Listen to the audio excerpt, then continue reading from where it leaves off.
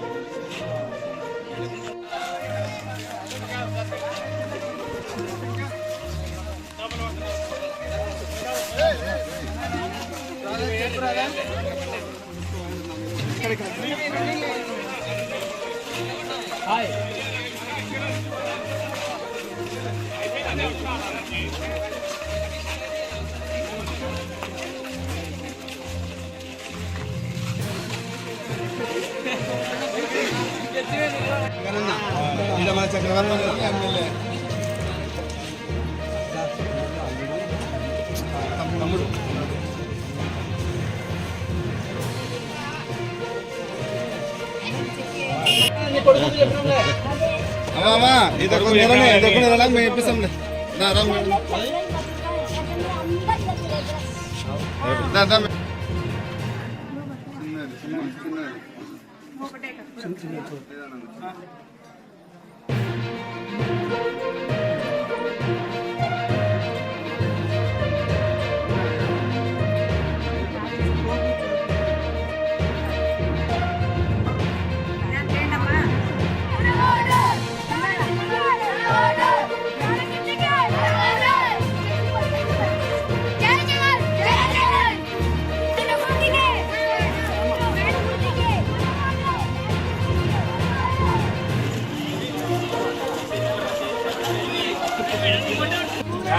కష్టంగా